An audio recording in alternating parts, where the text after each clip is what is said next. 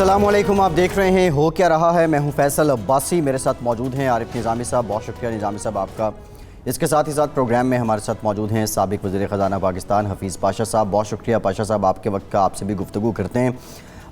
پچھلے کچھ دنوں سے ہم دیکھ رہے ہیں ایک جملہ، ایک terminology, ease of doing business, اس کو لے کے وفاقی حکومت کے جو وزراء ہیں وہ پھر سے بات کر رہے ہیں، وزیر خزانہ بھی بات کر رہے ہیں۔ حکومت کی معاشی ٹیم کے چیدہ لوگ، نظامی صاحب، as of doing business Urdu میں کاروبار میں آسانی کی فراہمی، مطلب تو اس کا یہی بنتا ہے، لیکن یہ حقیقت میں ہے کیا بھلا، اور اس کا امپیکٹ کیا ہوتا ہے؟ اور یہ وہ صاحب کہہ رہے ہیں، ندیم بابر صاحب، جی جو کہ شہباز شریف کی بھی مونچھ کا بال تھے، جی اور اس حکومت کی کور انرجی کی ٹیم میں شامل تھے۔ جی اب وہ کہہ رہے ہیں کہ جی ایز آف ڈوئنگ بزنس اس لیے ہوئی کہ پچھلے 8-10 سال کچھ ہوا ہی نہیں تھا، جی بھاگ گئے تھے لوگ وہاں۔ یہ بڑا انٹرسٹنگ ہے ویسے۔ یہ پاشا صاحب، یہ آپ تو ماہر ہیں، یہ ایک تو بڑی ڈیمننگ رپورٹ آئی ہے کہ 79-80 کے بعد سب سے زیادہ مالیاتی خسارہ، بجٹری ڈیفیسٹ جو تقریباً 9%، یعنی 8.9% ہے، اس کی مختلف توجیحات پیش کی جا رہی ہیں۔ پھر گورنر اسٹیٹ بینک جو ہے ملے ہیں عمران خان صاحب سے، اور انہوں نے کہا یہ بڑا ضروری ہے ریٹ آف انٹرسٹ جو ہے ہائی رکھنا، اور روپے کی قیمت بھی جو ہے وہ کم رکھنا، تاکہ ملک میں لوگ سرمایہ کاری کریں، بیلنس آف پیمنٹ بہتر ہو۔ تو آپ کو کیا لگتا ہے کہ یہ جو ان کے اکنامک مینیجرز ہیں، آج وہ حفیظ شیخ صاحب بھی بولے ہیں، آپ کے جو ہم نام ہیں، یہ لگتا ہے آپ کو کہ جو یہ اکنامک ٹیم ہے ان کے باس کا روگ ہے، اور یہ پرائم منسٹر کو درست سمت گائیڈ کر رہے ہیں، یا پرائم منسٹر کا اپنا ویژن جو ہے وہ صحیح ہے یا فلاڈ ہے؟ بسم اللہ۔ دیکھیے، یہ بہت اہم سوال ہے کہ ہمارا جو پالیسی پوسچر ہے، جس کو کافی حد تک IMF نے ہمیں سمجھایا ہے، اور ہمارے جو 2 نمایاں اکنامک ٹیم کے ممبر ہیں، جس میں ہمارے ایڈوائزر ہیں فائنینس کے اور اسٹیٹ بینک کے گورنر، انہوں نے یہ پالیسی جسے کہتے ہیں کہ اسٹیبلائزیشن کی پالیسی کو بڑے سخت انداز میں امپلیمنٹ کرنے کی کوشش کی ہے۔ اب اس کے نتیجے میں آپ دیکھیے 2-3 چیزیں جو ہو گئی ہیں۔ ایک تو یہ ہے کہ اسٹیٹ بینک خود یہ کہہ رہا ہے، ابھی جو ان کے سب سے لیٹسٹ اہداف آئے ہیں، کہ ہمارا جو روپیہ ہے وہ 10% انڈر ویلیو ہو چکا ہے، یعنی کہ ہم نے روپے کی قدر کو ذرا زیادہ ہی گرا دی۔ اسٹیٹ بینک خود یہ کہہ رہا ہے۔ اور دوسری طرف جو آپ کا جو سود جو ہے، اس کے جو جس رفتار سے بڑھایا گیا کہ حکومت آنے وقت 7-7.5% کے لگ بھگ آپ کا پالیسی ریٹ تھا، آج وہ 13.25% ہے۔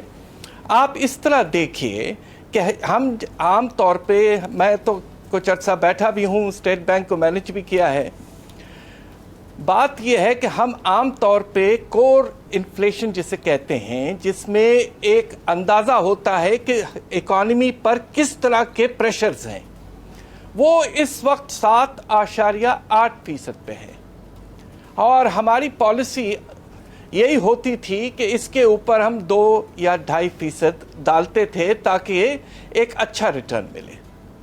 تو اس کے نتیجے میں اس وقت آپ کا جو ریٹ ہے وہ 10.3% کے لگ بھگ ہونا چاہیے تھا، آپ نے اس کو تقریباً 3% بڑھا رکھا ہے۔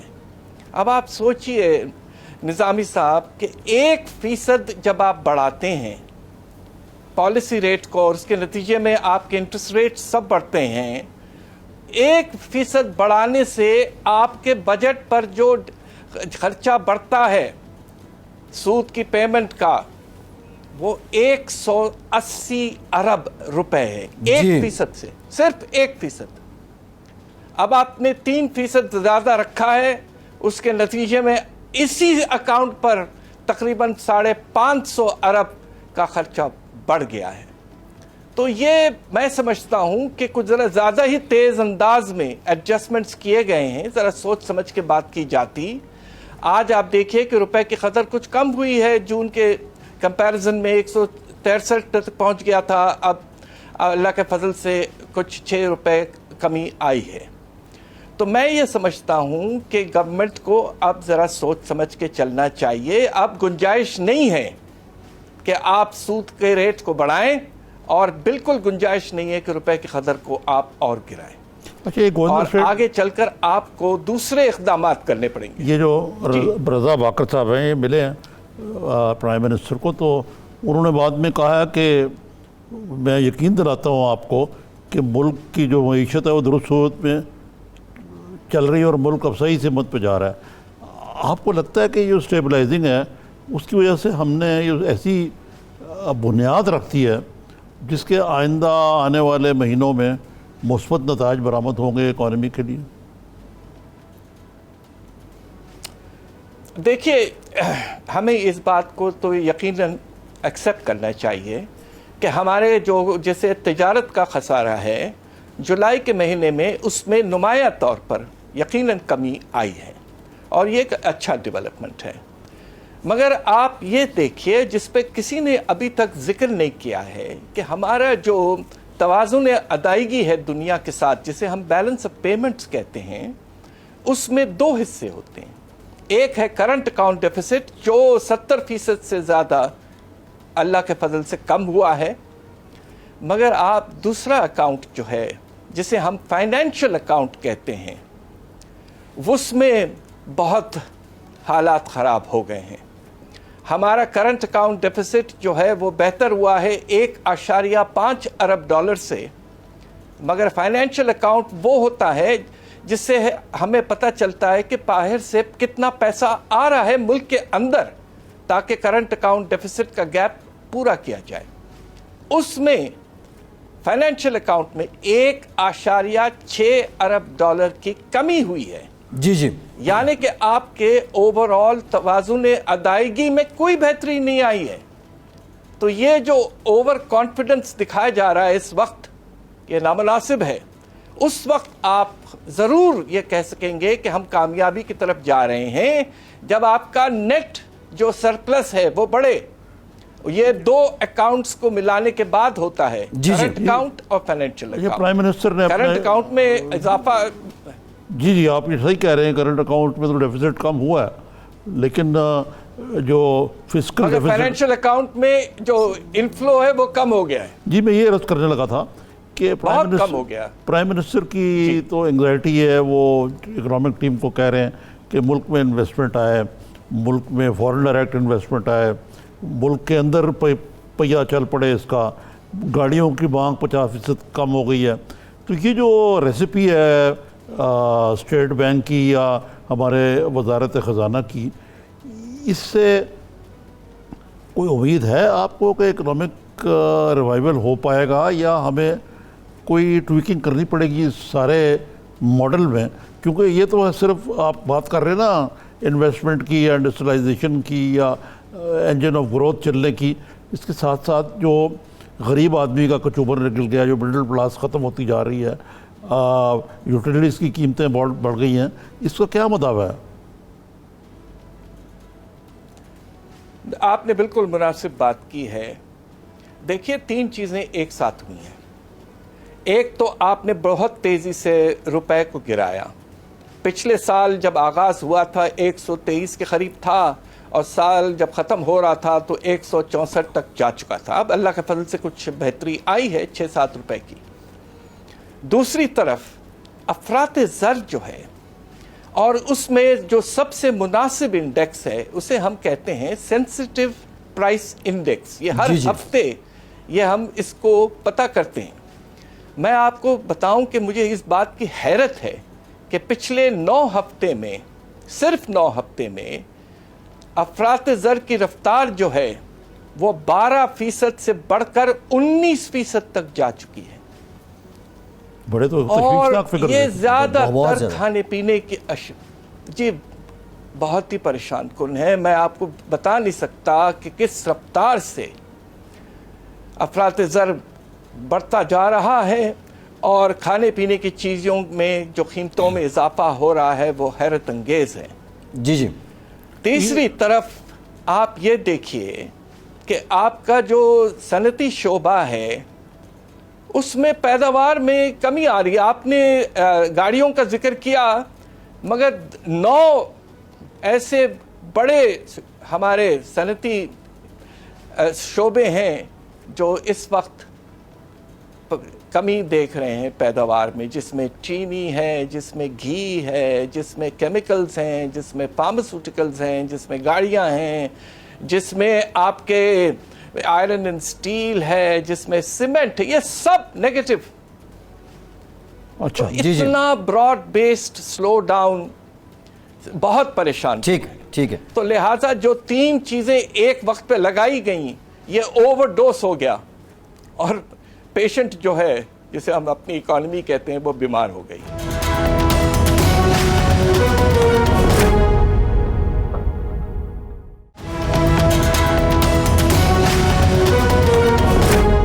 پاشا صاحب, یہ جو میٹنگ رہی ہے پرائم منسٹر کے ساتھ گورنر اسٹیٹ بینک کی, اس میں کہا کہ ایکسچینج ریٹ کو ریگولیٹ کیا جائے. ایک تو یہ بتا دیں, جس سے آپ نے کہا انڈر ویلیو ہے روپی, ریگولیٹ کرنے سے مراد کیا وہی طریقہ ہے جو الزام اس سے پہلے کی حکومتوں پہ بالخصوص اسحاق ڈار صاحب پہ دھرا جاتا تھا کہ آرٹیفیشلی فریز کیا گیا, انجینئر کیا گیا روپے کو؟ ایک تو یہ, اور دوسرا یہ ایز آف ڈوئنگ بزنس کی ہم نے شروع میں بات کی تھی. شبر زیدی صاحب نے ابھی ریسنٹلی کہا ہے کہ کریک ڈاؤن شروع کر رہے ہیں ہم ٹیکس نہ دہندگان کے خلاف. تو یہ ایز آف ڈوئنگ بزنس آپ نہیں سمجھتے یہاں پہ ایک تضاد آ جاتا ہے؟ آپ نے اچھے سوال کیے. دیکھیے, ہماری جو پچھلی حکومت تھی انہوں نے کم از کم پہلے 4 سال روپے کے قدر میں کمی ہونے نہیں دیا, اور ان کی کوشش یہ تھی کہ اس کے نتیجے میں افراط زر کم ہو, اور ایک طرح سے آپ نے باہر سے قرضے لیے اور روپے کو آپ نے کوشش کی کہ مستحکم رہے. یہ پالیسی کامیاب اس لیے نہیں ہوئی کہ ایکسپورٹس میں کمی آئی. اب پوزیشن یہ ہے کہ آپ نے پچھلے 1.5 سال میں اتنے تیزی سے روپے کی قدر میں کمی کی ہے کہ اس سے افراط زر میں اضافہ ہوا ہے, اور افسوس اس بات کا ہے کہ آپ کے ایکسپورٹس میں کوئی نمایاں طور پر اضافہ نظر نہیں آیا ہے. اب مینج فلوٹ کیا ہوتا ہے؟ ہم سب یہ کہتے رہے, آئی ایم ایف سے جب بات چیت ہوئی ہے, کہ دیکھیے ہمارا مارکیٹ جو ہے وہ بہت ہی محدود ہے. اگر ہم مارکیٹ بیسڈ کی بات کریں گے ایکسچینج ریٹ کی, تو اس میں اسپیکولیشن کا خطرہ بہت زیادہ ہے, اور ہمارا سینٹرل بینک اس لیے قائم کیا گیا ہے کہ وہ کرنسی کو مینج کرے. مینج فلوٹ اس طرح ہوتا ہے کہ آپ دوسرے ملکوں جن کے ساتھ آپ تجارت کر رہے ہیں, آپ یہ دیکھتے ہیں کہ آپ کے افراط زر کیا ہے, ان کا افراط زر کیا ہے. جو فرق ہوتا ہے اس حد تک آپ روپے کی قدر کم کرتے ہیں. ہوا یہ کہ آپ نے اتنی تیزی سے روپے کو گرا دیا, جس طرح میں نے پہلے کہا, اس وقت اسٹیٹ بینک جو کہتا ہے کہ اس کو ہم کہتے ہیں, اگر آپ اجازت دیں تو انگریزی میں, ریئل ایفیکٹو ایکسچینج ریٹ. یہ اس وقت کہہ رہا ہے, اسٹیٹ بینک خود کہہ رہا ہے کہ 10% روپے کی قدر حد سے زیادہ گرا دی گئی ہے. تو اب اس وقت مینج فلوٹ کریں اور روپے کو سٹیبل رکھنے کی آپ کو چاہیے. یہ دیکھیں نا, یہ جو جی کوشش خود اسٹیٹ بینک بھائی صاحب جو کہہ رہے ہیں, جی یہ میں آپ کو کیا بتاؤں, آئی ایم ایف کی کنڈیشنلٹی جو مانے گی. بھائی صاحب یہ بتائیں کہ آپ اپنی بات بھی جاری رکھیں کہ جی پہلے یہ ہوا کہ پرائم منسٹر صاحب جب نے اقتدار سنبھالا تو اسد عمر صاحب ان کی پری سلیکٹڈ وزیر خزانہ تھے, اور اس وقت کا نیریٹو یہ تھا کہ ہمیں آئی ایم ایف میں جانے کی ضرورت ہی نہیں ہے. پھر جب وہ فیصلہ ہوا کہ نہیں جانا پڑے گا, تو انہوں نے نیگوسیشن شروع کی. تو ان کو مڈ شپ یعنی مڈ مین دریا کے درمیان میں ان کو منجدار میں ان کو اس ٹیم کو فارغ کر دیا گیا. چلیں وہ تو اب ماضی ہو گیا. اب جو نئی ٹیم آئی ہے اس کے بارے میں کرٹیسزم یہ ہے کہ یہ آئی ایم ایف کی سلیکٹڈ یا آئی ایم ایف کی اخیر بعد سے آئی ہوئی ٹیم ہے. تو اگر پہلے ہم آئی ایم ایف میں نہیں جا رہے تھے, پھر ان کی ٹریڈیشنلٹیز ماننے میں کچھ تھوڑا بال دے تو لال کر رہے تھے, اب یہ تاثر یہ کہ جو آپ نے ساری باتیں کہی ہیں, ہم بالکل ہی آئی ایم ایف کے اگر لیٹ گئے ہیں, اور جو جنہوں نے اس کو امپلیمنٹ کرنا ہے وہ بھی IMF کے مرہون منت ہیں. یہ کہاں تک صحیح ہے کرٹیسزم؟ آپ اس طرح دیکھیے کہ IMF کا پروگرام جب آتا ہے تو یقیناً پہلے سال کوشش یہ ہوتی ہے کہ ذرا سخت اقدامات لیے جائیں تاکہ اکانومی تیزی سے اسٹیبلائز ہونے کی طرف جائے. مگر آپ یہ سوچئے کہ جس طرح کے ٹارگیٹس اعداد شمار ایکسیپٹ کیے گئے نیگوسیشنز میں وہ حیرت انگیز ہیں. میں نے بھی زندگی میں 3-4 مرتبہ IMF کے ساتھ نیگوشیشن کی ہیں. آپ نے ایک تو غلط فگرز لیے آپ نے 18-19 کے، اس کے باوجود آپ نے FBR کے ریونیوز میں تقریباً 35% اضافے کا ٹارگیٹ ایکسیپٹ کر لیا. دوسری طرف آپ نے بجٹ ڈیفیسٹ کو، جسے ہم پرائم ڈیفیسٹ کہتے ہیں، بہت تیزی سے گرانے کی کوشش کی. اب میں آپ کو بتاتا ہوں کہ اعداد شمار جو آ چکے ہیں پچھلے سال کے جو بہت خراب ہیں، جس کا آپ نے ذکر کیا، آپ کو 44% ریونیوز میں اضافہ کرنا ہے. یہ میں ساری زندگی گزری ہے پاکستان پر، یہ میں آپ سے کہہ سکتا ہوں کہ اگر اس کا آدھا بھی حاصل کر لیں تو بہت بڑا اچیومنٹ ہوگا. دوسری طرف آپ نے پرائمری ڈیفیسٹ آپ نے پچھلے سال جو چھوڑا ہے وہ 1300 ارب کے قریب ہے، اور اب آپ نے اس سال آپ نے کمٹمنٹ کی ہے کہ اس کو 300 ارب سے بھی کم کر دیں گے. ایک سال میں 1000 ارب کی کمی لانا، یہ کون سا ٹارگیٹ ہے؟ یہ کس نے سیٹ کیا ہے؟ جی تو IMF خود اپنی ان کی کریڈیبلٹی متاثر ہو رہی ہے، because these targets are bordering on the absurd. یہ بالکل غیر ممکن سے ہیں، اور میں اس بات سے پریشان ہوں. ماشاءاللہ حفیظ شیخ صاحب نے پہلے بھی ایک IMF کا پروگرام کیا تھا کہ یہ اس طرح کے اعداد شمار اور ٹارگیٹس کس طرح ایکسیپٹ کیے گئے. جی ہمیں یہ بات ثابت کرنا چاہیے کہ دیکھیں ایک پروگرام جو ہوتا ہے یقیناً ہمیں محنت کرنی ہے، ہمیں کوشش کرنی ہے، but it has to be a feasible program. Realistic by and large میری رائے یہ ہے کہ یہ فیزیبل نہیں ہے پروگرام. ٹھیک ہے، ایک بریک لیتے ہیں پاشا صاحب. اور یہ جو ریونیو کلیکشن کی بات کر رہے تھے، نہیں، ان سے پہلے یہی پوچھنا پڑے گا کہ اگر فیزیبل نہیں تو آئندہ کیا روڈ میپ کیا ہوگا؟ روڈ میپ کیا ہوگا، ہاؤ ٹو وے فارورڈ. دوسرا خود حفیظ شیخ صاحب اعتراف کر رہے ہیں کہ شروع سے ہی ٹیکس کلیکشن میں وہ شدومد نہیں ہے جو ہونی چاہیے تھی، نیچے ہی گر رہی ہے. ایک بریک لیتے ہیں، بریک کے بعد کچھ دیگر اقتصادی اور معاشی معاملات پہ بات کریں گے. ہمارے ساتھ رہیے.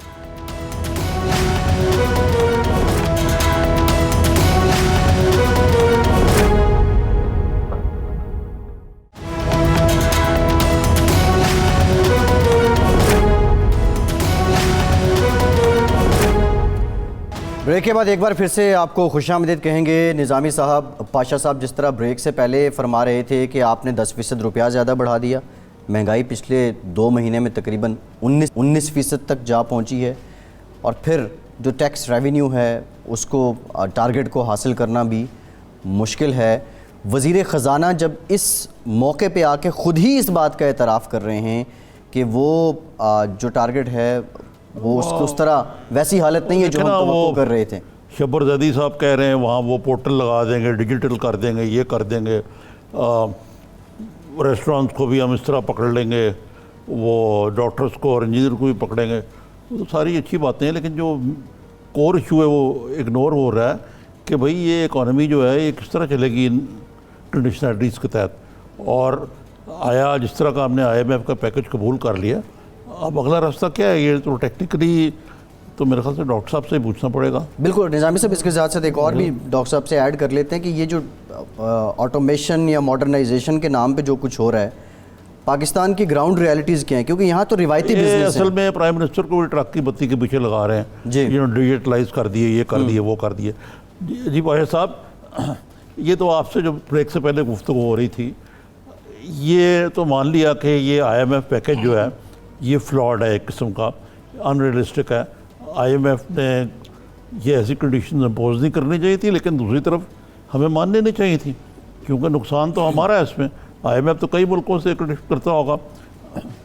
یہ مجھے بتائیں کہ اب جو معاملات جس طرف جا رہے ہیں، جو IMF کا ایک تو ہمیں ٹرانش مل چکا، جب اگلے کے لیے دوبارہ جانا پڑے گا، ریویو ہوگا، تو کیا ہمارا اگلا ٹرانش رک جائے گا؟ بعض لوگ منی بجٹ کی بھی باتیں کر رہے ہیں کہ کس طرح ہم اس میں سے گرداب میں سے نکلیں گے؟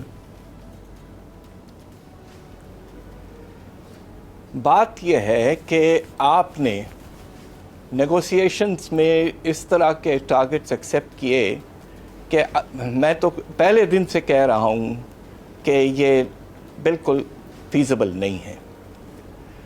اب پوزیشن یہ ہے کہ پہلے تقریباً 2 مہینے میں آپ نے دیکھ لیا کہ FBR کے ریونیوز میں اتنی تیزی سے اضافہ نہیں ہو رہا ہے، اور ہم سب کہتے رہے جس اکانومی میں آپ کی جو شرح نمو ہے وہ 3% سے بھی کم ہو، آپ 44% ریونیوز میں کہاں سے اضافہ کر سکتے ہیں؟ یہ تو میرا شاگرد جو BA کر رہا ہے وہ بھی آپ سے یہ کہہ دے گا۔ دوسری طرف آپ کو حیرت ہوگی، یہ اس بات پہ زیادہ ذکر نہیں ہوا ہے میڈیا میں، کہ پچھلے سال ہمارے قرضوں میں جو اضافہ ہوا ہے وہ بہت زیادہ پریشان کن ہے۔ اب آپ گورنمنٹ کے قرضوں کا جو ہجوم ہے وہ دیکھیں تو تقریباً 33 سے بھی زیادہ خرب کے طرف جا چکا ہے۔ 40 خرب کے قریب بتایا جا رہا ہے، وہ خرب روپے 40 خرب روپے کے قریب۔ جی خرب روپے، یہ پبلک ڈیٹ، میں گورنمنٹ ڈیٹ کی صرف بات کر رہا ہوں، جو گورنمنٹ کا اپنا بجٹ والا سلسلہ جو ہے، اس میں اضافہ سال میں 7,600 ارب کے قریب ہوا ہے۔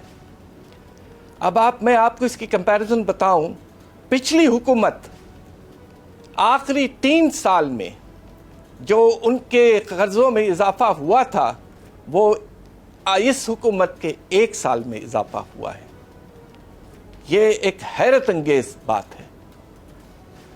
دوسری طرف آپ دیکھیں تو آپ کا جو باہر کے جو قرضے ہیں جسے ہم ایکسٹرنل ڈیٹ کہتے ہیں، وہ تقریباً 11 ارب ڈالر 1 سال میں بڑھے ہیں، اور نتیجہ یہ ہے کہ آپ کا ایکسٹرنل ڈیٹ جو ہے جس کا ریشیو GDP کے ساتھ دیکھا جائے، حیرت انگیز اضافہ ہے کہ 1 سال میں یہ 33% سے بڑھ کر 42% تک پہنچ چکے ہیں۔ تو IMF کے پروگرام کا تو مقصد یہ ہوتا ہے کہ ڈیٹس کا بوجھ جو ہے وہ آہستہ آہستہ کم ہو۔ اس وقت جس طرح ہم آگے بڑھ رہے ہیں وہ تو بڑھتا جائے گا، اور 3 سال کے بعد میں ہم پھنسے رہیں گے۔ نہیں یہ تو ٹھیک ہے، میں ڈاکٹر صاحب یہ بتائیں کہ اس کا جو یہ تو میں آپ سے ایکنالج کرتا ہوں، آپ نے بڑی تشویشناک باتیں بتائی ہیں۔ اب یہ کہتے ہیں ریڈ لائن سے پتہ لگ گئی نا کیا کیا ہے ہماری، اب اس میں سے نکلنے کے لیے کوئی سلوشن ہے اس کی، یا کیا کرنا پڑے گا ہمیں؟ اور جب ہم IMF کے پاس جائیں گے وہ کیا کہے گا آپ کو؟ آپ مزید ٹیکس لگاؤ، یا آپ یہ کرو، یا لبرلائز کرو، یا ریٹ آف انٹرسٹ کم کرو، روپے کی قیمت جو ہے اس کو ریڈیوس کرو، کیا what will we do؟ اگر ہم نے یہ بات ثابت کر لی کہ واقعی ہمارا کرنٹ اکاؤنٹ ڈیفیسٹ 70% کم ہو چکا ہے، تو سب سے بڑا جو ٹارگٹ ہے وہ اللہ کے فضل سے اس وقت تو ہم حاصل کر رہے ہیں۔ ہم یہ کہہ سکتے ہیں کہ ابھی تک جو اقدامات ہم نے لیے ہیں وہ کامیاب ہوئے ہیں، اس لحاظ سے کامیاب ہوئے ہیں کہ جو سب سے امپورٹنٹ ڈیفیسٹ یا خسارہ ہے وہ کم ہو رہا ہے۔ اس لیے ہمیں اور اضافہ کرنے کی کوئی ضرورت نہیں ہے، سود میں یا روپے کو اور گرانے کی بالکل ضرورت نہیں ہے۔ البتہ گنجائش اب یہ ہو رہی ہے کہ ہم روپے کو مستحکم رکھیں اور اشر سود کو کم کرنے کی کوشش کریں۔ یہ بات میں سمجھتا ہوں کہ آپ کر سکتے ہیں۔ دوسری طرف میں چونکہ کچھ عرصہ IMF کے ساتھ میں نے بھی نیگوشیٹ کیے تھے، اور میں نے پیپلز پارٹی کا جو پروگرام تھا اس میں شوکت ترین صاحب کے ساتھ میں نے کیا تھا، اس سے پہلے بھی کیا۔ ایک چیز ہمارے فیور میں یہ ہے کہ IMF ہمارے پاس 6 ارب ڈالر کے قریب IMF کا پیسہ ہے واپس کرنا۔ جی اگر وہ زیادہ سختی کرتے ہیں تو یہ خطرہ پیدا ہوتا ہے کہ ہم کہہ دیں گے بھائی کہ ہم کیا کریں، ہم آپ کا پروگرام میں نہیں جاتے ہیں اور ہم مجبور ہو گئے ہیں، ہم آپ کے پیسے شاید واپس نہ کر پائیں۔ اگر ایسا خدا نخواستہ ہوتا ہے تو آئی ایم ایف کی اپنی کریڈٹ ریٹنگ متاثر ہوتی ہے، اس لیے کہ وہ ایک فنڈ ہے۔ جی تو آئی ایم ایف کے انٹرسٹ میں ہے کہ کوشش کریں کہ پروگرام قائم رہے، اور اگر پاکستان یہ ثابت کر رہا ہے کہ جو اصل جو آپ کا خسارہ ہے وہ کم ہو رہا ہے، تو they should be happy and we should move ahead. سوال یہ پیدا ہوتا ہے کہ پچھلے سال آپ دیکھیے، میں صرف یہ کہنا چاہتا ہوں کہ اس وقت آپ کو آئی ایم ایف کے ساتھ بالکل صاف انداز میں یہ ثابت کرنا ہے کہ یہ جو اعداد و شمار یا ٹارگیٹس ہم نے ایکسیپٹ کیے تھے، یہ بیس ایئر غلط تھا، اس لیے ہم نے ایکسیپٹ کر لیے۔ اب جب ہم نے بیس ایئر کا آؤٹ کم دیکھا ہے، ری نیگوشیٹ کرنا آپ کے لیے بہت ضروری ہو گیا ہے، اس لیے کہ جتنا فرق آیا، آپ کہہ رہے تھے کہ ڈیفیسٹ 7.2% ہوگا، آپ کے ریونیو 4,150 ہوں گے، ہوئے 3,830 اور ڈیفیسٹ 8.9% پہ چلے گیا۔ تو جو سٹارٹ ہی غلط تھا تو سارے آنے والے فگرز جو ہیں وہ بالکل ہی غلط ہیں، اور آپ کو ری نیگوشیٹ کرنا ہے، اور ایک ریزنیبل ادارہ، گلوبل ادارہ کو یہ بات سمجھ میں آنی چاہیے۔ آپ انہیں سمجھائیں اور کہیں کہ ہم آگے بڑھنا چاہتے ہیں، مگر گیپ بہت زیادہ ہے، ہم اگلے 2 سال میں انشاءاللہ پورا کر لیں گے۔ آپ دو باتیں کہہ رہے ہیں، ایک تو ہے کہ جی یہ جو موجودہ آئی ایم ایف پروگرام ہے یہ قابل عمل نہیں ہے، اس کو ری نیگوشیٹ کرنا چاہیے۔ اس کے ساتھ ساتھ 2 سوال پیدا ہوتے ہیں کہ اگر ری نیگوشیٹ کرنا ہے تو آیا اسی اکنامک ٹیم کو کرنا چاہیے، نمبر 1۔ نمبر 2 یہ کہ کیا ہمیں اس ری نیگوشیشن سے پہلے یا بعد میں کوئی منی بجٹ لانا پڑے گا؟ اس کا بڑا آج کل چرچا ہو رہا ہے۔ دیکھیے، میں شخصیات کے بارے میں نہیں سمجھتا کہ مناسب ہے، ہمیں حکومت کی بات کرنی چاہیے، اور ہماری جو پوزیشن ہے، دیکھیے مجھے ایک بات کا تو بہت افسوس ہے، اور آپ اجازت دیں تو میں کہنا چاہتا ہوں، ہمارے 2 بڑے سینئر اور قابل افسر تھے، ہمارے جو پرانے گورنر تھے اسٹیٹ بینک کے باجوہ صاحب، اور جو فائنانس سیکریٹری تھے، انہوں نے پوری کوشش کی کہ ٹارگیٹس کو مناسب رکھیں۔ طارق باجوہ صاحب، انہیں آپ نے بالکل جسے کہتے ہیں نا جلدی میں انہیں فارغ کر دیا، یہ بالکل نامناسب تھا میرے سامنے۔ البتہ وہ ہو چکا ہے، اب میرے خیال سے جو نئی ٹیم آئی ہے انہوں نے بھی کچھ سبق سیکھ لیے ہیں، اور ہمارے جو فائنانس ایڈوائزر ہیں وہ ایک اچھے مایہ ناز اکانومسٹ ہیں، اور پہلے بھی حکومت میں رہ چکے ہیں، ان کی اب سمجھ میں یہ بات آ جانی چاہیے کہ ریئلزم از امپورٹنٹ، اور اگر اکانومی ڈوب رہی ہے تو یہ سارے ٹارگیٹس بے معنی ہو جاتے ہیں، اور آئی ایم ایف کو بھی یہ بات سمجھ لینا چاہیے۔ اور میرا خیال یہ ہے کہ ہر تیسرے چوتھے مہینے ٹیموں میں تبدیلی کرنا نامناسب ہے۔ یہ ایک ادارہ ہے، ministry of finance, state bank of Pakistan ایک ادارہ ہے، ہمیں اداروں کی بیسس پر آگے بڑھنا چاہیے۔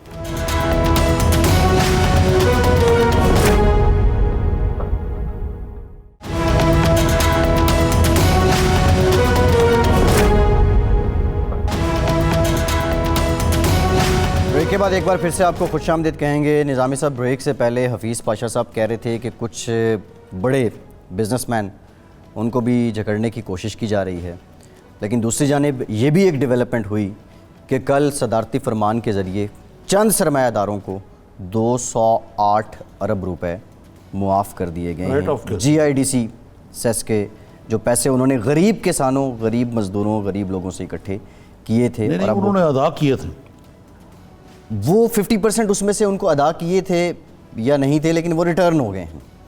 یہ پیسہ غریب لوگوں نے دیا تھا جی آئی ڈی سی سیس کے طور پہ، سرچارج کے طور پہ۔ یہی میں کہہ رہا ہوں نا، غریب لوگوں سے تو لے لیا، بڑی بگ فش، ہاں بگ فشریز، بگ فش جو ہیں وہ ان کو یہ معاف کر دیے گئے، اور بتایا جاتا ہے کہ پچھلے 30 سالوں میں اتنے شاید قرضے بھی سرکار نے معاف نہیں کیے لوگوں کو جتنے یہ پیسے۔ بات یہ ہے اصل میں، آپ سرکار جو ہے وہ کوشش کر رہی ہے پوری کہ کس طریقے سے پہیا جو ہے چل پڑے اکانومی کا، لیکن جو معاملات ہیں نا اس میں بڑی رکاوٹیں۔ سب سے بڑی جو بات ہے وہ یہی ہے کہ ڈبل سٹینڈرڈز ہیں۔ آصف زرداری صاحب نے جو بات کچھ مہینے پہلے کہی تھی پھر دوست عاشق اوان صاحبہ نے ریسنٹلی حکومت معترف ہو گئی اس بات مجھے یہ کہنا چاہیے کہ وزیر اعظم نے اسد زرداری کی کوئی بات تو مان لی نا کہ نیب کی کاروائیاں اور بزنس کٹھی نہیں کرائی. اپنا چیئرمین جو نیب ہے جو کہ ان کو کہتے ہیں میرے نہیں ہیں وہ تو انہوں نے لگائے تھے, جی جی انہوں نے کہا کہ نہیں یہ کٹھی چلیں گی اور میں کر کے دکھاؤں گا.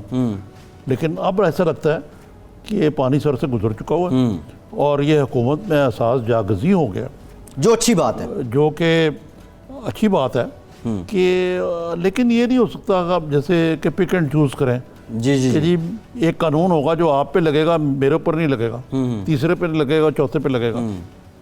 قانون تو ادنا ہوتا ہے, اکراس دی بورڈ ہونا چاہیے, جو بھی ہو اکراس دا بورڈ ہونا چاہیے. تو ان کو جو ابھی حفیظ پاشا صاحب نے بات کہی, بیسیکلی ان کو یہ سیاست کے اندر آہستہ آہستہ اس طرف آنا پڑے گا کہ کوئی موڈس وینڈی نہیں کہ کوئی ایسا طریقہ کار کوئی کنسنسس جو ہے پیدا کرے جس کی تھوڑی سی آپ کو آج جھلک نظر آئی ہے. یس ایگزیکٹلی وہی کہ وہی دیکھیں نا, یہ جو وہ ایک ہمارے بھی آتے رہے وہ ناراض ہو گئے ہم سے. وہ ایک صاحب ہیں یہاں پہ جو کل بھی انہوں نے رانا ثناء اللہ کے حوالے سے بھی کہا کہ تو پہلے کی تھی, وہ موصوف جو ہیں گل صاحب, گل صاحب ہیں, شہباز گل صاحب. اب یہ سب جو ہے نمبر بنانے کے لیے روز جتنی گالیاں دے لیں. تو عمران خان صاحب نے کہا کہ یہ اپوزیشن کے خلاف نیریٹو بنانے کی بجائے آپ کو پازیٹیو میسج دیں. یہ بڑا اچھا یو ٹرن ہے ویسے نظامی صاحب, جو آج پرائم منسٹر نے ہدایت کی ہے کہ خدمت پہ توجہ مقصد ہے کہ آپ نے ملک کے اندر ایک ذہنی کیفیت پیدا کی, اس کا نتیجے میں نہیں دیکھیں نا, بات یہ چیریٹی بگنز ایٹ ہوم. جی جی یہ خان صاحب کو ہی کم از کم یہ کرنا پڑے گا. اب تو مصیبت یہ ہو گئی کہ جو بات کرے کہتے ہیں جی آپ کرپٹ لوگوں کے ایجنٹ ہیں. جی جی آپ نے جو ابھی ڈاکٹر صاحب نے باتیں بتائیں آپ کو, جو ملک کو نقصان ہوا ہے, جی جی جتنی کرپشن ہوئی ہوگی ضرور ہوئی ہوگی, وہ ضرور انرتھ کرنی چاہیے, جو کرپشن وہ کیفر کردار تک پہنچانا چاہیے, لیکن کسی رول آف لا کے تحت. یہ نہیں کہ جس کی لاٹھی اس کو بھینس, خدا کا واسطہ دے رہے تھے ڈاکٹر کسی پہ آپ کو کچھ نہ ملے تو اس کو نارکوٹکس ڈال دیں. یہ تو کوئی طریقہ نہیں ہے نا. مقصد کہنے کا یہ ہے کہ میں یہ کہہ رہا ہوں کہ جتنا لاس اکانومی کے ذریعے ایک سال میں ہوا ہے, جو انہوں نے غیر ملکی قرضے جو ایک سال میں لیے تقریباً میں جو ہم نے کہا مہینے کا $1 ارب, جی جی وہ یہ کمال ہے. آپ کیسا ملک چلا رہے ہیں. جی اب یہ جو آپ کی ایکسپیریمنٹ ہے نا ملک چلانے کی, جو فارمولا ہے یہ فیل ہو گیا. اب آپ کو کوئی نئی جہت لینی پڑے گی. ڈاکٹر صاحب نے 3 موٹی موٹی باتیں بتا دی اور خدا کا واسطہ بھی ساتھ دیا ہے. نیگوشیٹ کر لیں IMF کے ساتھ, آپ ابھی اس پوزیشن میں ہیں کہ کر سکتے ہیں. دوسرا کہا کہ شرح سود کم کر دیں, اور تیسرا کہ ڈالر جو ہے ڈالر روپی پیرٹی, روپے کو تھوڑا ویلیو دیں. جو نا ہمارے ویورز کو بڑی بور لگتی ہیں, آپ کو سیاسی لیکن یہ ان کی نظامی صاحب میں سیاسی بات کرتا ہوں, لیکن ان کی قسمت کا فیصلہ قسمت کا فیصلہ یہی باتیں کرتے ہیں. یہ ہے کہ اب خان صاحب جو ہیں وہ کتنے اپنے آپ کو اسرٹ کرتے ہیں دیکھنا پڑے گا. جی جی اور کتنا وہ اس معاملے میں آگے چلتے ہیں. ابھی تک تو وہ کہتے ہیں کہ میرا یہ نظریاتی ہے یہ کہ میں نے چھوڑنا نہیں کسی کو, ہاتھ نہیں ملانا اپوزیشن سے. اور بھائی کو جمہوریت ایسے چلتی ہے. نظامی صاحب لاسٹ اکانومی کی بات, سونا سب سے زیادہ تاریخی سطح پہ پہنچ گیا, 90,000 روپے فی تولہ ہو گیا. پھر آپ اکانومی پہ نہیں, میں اکانومی پہ نہیں آ رہا. دلچسپ بات یہ ہے کہ جارج ڈبلیو بش جو ہے, جارج سینئر جو ہے, جی جی جی جی سینئر, جو اس نے عراق پہ انویٹ کیا اور کویت کے اوپر جو قبضہ تھا اس کو چھڑا دیا. جی بڑے واہ واہ ہوئی. الیکشن ہار گیا وہ بل کلنٹن سے. جی تو کسی نے پوچھا بل کلنٹن سے, یار کہ فتح تو اس نے کیا, فاتح وہ تھا الیکشن. اس نے کہا اٹس دی اکانومی اسٹوپڈ. ٹھیک, مطلب کہنے کا یہ ہے کہ اس وقت وہ اکانومی بڑی خراب جا رہی تھی. جی جی جی اس بارے میں یہ بھی مشہور ہے کہ انہوں نے ان کا ٹیکس نہیں لگا ہوگا, اس نے کہا ریڈ ویلیپسر لگا دیے. تو مقصد کہنے کا یہ ہے کہ اصل چیز ہی یہ ہے آن اے سیریس نوٹ کہ آپ ملک کے لوگوں کو یہ محسوس ہو جی کہ ہم عمران خان صاحب کے 1 سال میں, 1.5 سال میں, 2 سال میں, اب ہماری زندگی بہتر تھی یا پچھلی حکومت میں بہتر. ایگزیکٹلی. اب آپ ان کو پڑھائیں کہ جی وہ اس وقت تو اسحاق ڈار نے بجٹ وہ روپے کی قیمت نہیں بڑھائی تھی, اس نے ریٹ نیچے رکھا ہوتا, اس نے یہ کر دیا تھا. بھائی سوال یہ ہے کہ people were better off then اور people are better off now. Simple خلاصہ یہی ہے, تب سکھی تھے یا آج سکھی ہیں. یہ میں نے 1984 میں امریکی پریزیڈنٹ الیکشن جو ہے کور کیا, تو صدر ریگن ری الیکشن کے لیے تھے. ان کا کیا موٹو تھا, are you better off now اور ور یو 4 ایئرز اگو. انہوں نے اکانومی کو بڑا ریوائیو کر دیا تھا. بالکل ٹھیک ہے, ٹھیک ہے نا. تو وہ جناب جیت گئے بڑے.